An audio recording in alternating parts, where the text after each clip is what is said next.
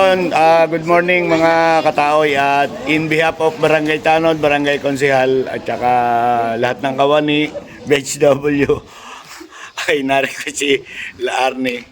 Narito po ngayon ng Department of Agriculture para po sa pagbabakuna ng inyong mga aso at pusa. Ayan, mga pet. Mamaya po ipakikita natin.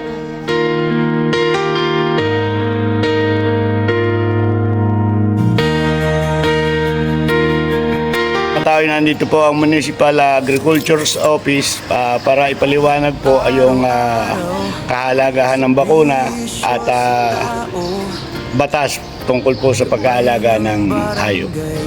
Magandang umaga po sa ating mga kabarangay sa Barangay Kalumpang Serca, Indang Cavite. Nais po namin ipabatid yung ating Municipal Ordinance number 229 o yung Anti-Rabies Ordinance of the Municipality of Indang Cavite. Ano po? Kung saan nandito po nakalagay sa ating Section 9 ang tinatawag na dog registration and immunization. Actually ito po dapat mandatory na ang mga alaga nating hayop ay dapat nakarehistro sa ating munisipyo. At para naman po sa pagpaparehistro, kailangan lang po magbayad ng 50 pesos, murang-mura. Isang beses lang po yon at yun po ay magiging habang buhay dahil nakarehistro na, libre na yung bakuna sa kanya taon-taon. Ano po? Tapos po, pinababatid din namin na pagka po hindi nga nakarehistro yung inyong aso ay meron tayong mga offense. Ano po, kagaya ng first offense na written warning, second offense ay fine of 1,000 pesos and third offense na 2,500 pesos. Ano po. So yun po yung mga penalties na ating kakaharapin kung sakaling hindi po ma-immunize o mabakunahan yung ating aso. At yun naman po yung nakalagay sa ating Animal Welfare Act ng Republika ng Pilipinas na dapat ang ating mga alagang aso ay meron tayong responsibilidad na sila ay mabigyan ng kanilang pangunahing pangailangan kagaya ng bakuna sa anti-rabies. Maraming salamat.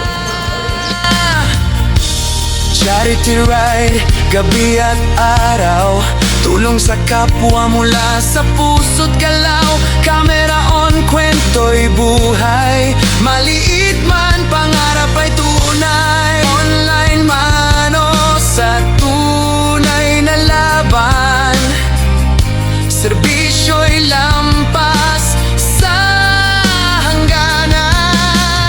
Boses ni tao'y totoo at malinaw para sa tao, para sa bayan. Maglilingkod para sa komunidad, tao'y tapat, may dangal at malasakit. Charity rider, laging handa. Ang pangalan ng aso ko ay kamukha mo, Rachel, at saka kagating mo. Basahin ang letra, damhin ang diwa, serbisyo at katotohanan, iisa.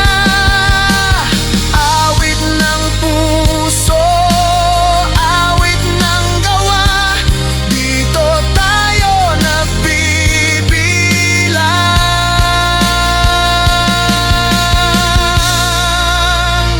sama-sama.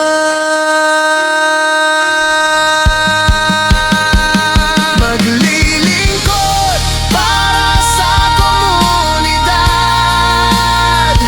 tao'y tapat, may danggal at malasakit. Charity rider, laging handa, content creator. Po sa ating mga pet owner, may kakaibat po talaga yung responsibilidad at pag-aalaga. Once na napabayaan po natin ang ating mga alaga at nakakagat o naka-aksidente sa karsada dahil hinayaan mo natin na naka-alpas, ay maaari po kayong patawan ng kaparusahan. Yan po